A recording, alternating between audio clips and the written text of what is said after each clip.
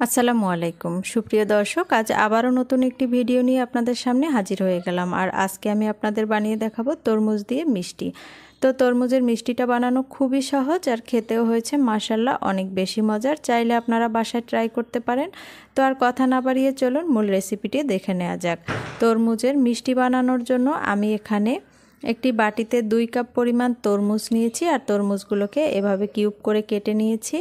এখন আমি এগুলোকে ব্লেন্ড করে নেব। এর জন্য একটি মিক্সিং জারে নিয়ে এর মাঝে দিয়ে দিচ্ছি 1/4 কাপ পরিমাণ পানি। খুব বেশি পানি দেওয়ার প্রয়োজন নেই, যেহেতু তরমুজটা অনেকটা রসালো ফল, তাই আমি 1/4 কাপ পানি দিয়ে এটাকে ব্লেন্ড করে নিচ্ছি। আর ব্লেন্ড করে নেওয়া হয়ে গেছে। এবার আমি একটি প্যানের উপরে একটি ছাঁকনি নিয়ে আমি এর মাঝে তরমুজের মিশ্রণটা ঢেলে নিয়েছি। ঢেলে আমি মিশ্রণটাকে খুব ভালোভাবে ছেঁকে নিচ্ছি, যাতে আমি একদম ফ্রেশ একটি পিউরি পেয়ে যাই। আর যদি তরমুজের যে বীজটা আছে সেটা যাতে ছাঁকনিতে থেকে যায়।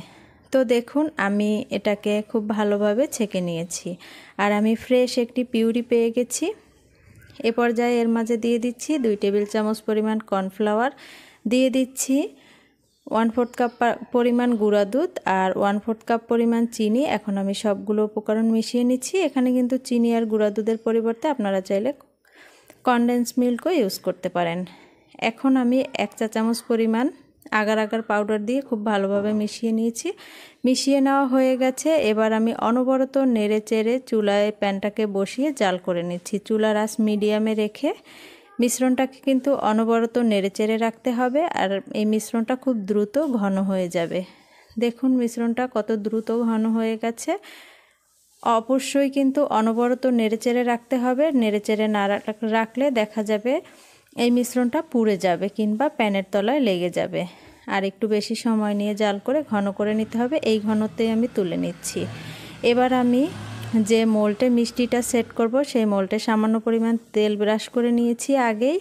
এখন আমি মিশ্রণটাকে মোল্ডে ঢেলে মিশ্রণটা পুরোপুরি ঠান্ডা করে নর্মাল ফ্রিজে রেখে দেব 2 ঘন্টার জন্য। তো নর্মাল ফ্রিজ থেকে বের করে দেখুন এটা কত সুন্দরভাবে সেট হয়ে গেছে। এবার আমি পরিবেশন করে নিচ্ছি।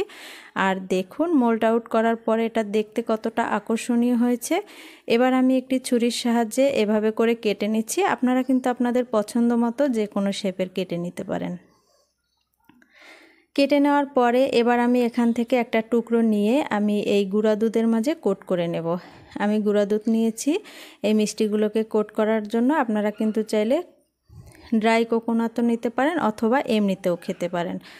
এটা এরভাবে কোট করার পরে যখন এই ঠান্ডা ঠান্ডায় ডেজার্টটা খাবেন, এটা খেতে যে এত ভালো লাগে সেটা কিন্তু না খেলে বুঝতেই পারবেন না।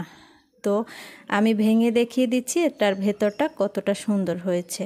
আশা করছি আজকের রেসিপিটিও আপনাদের ভালো লেগেছে। ভালো লাগলে অবশ্যই লাইক কমেন্ট করতে ভুলবেন না। সবাই ভালো থাকবেন, সুস্থ থাকবেন। আজ এ পর্যন্তই বিদায় নিচ্ছি। আল্লাহ হাফেজ।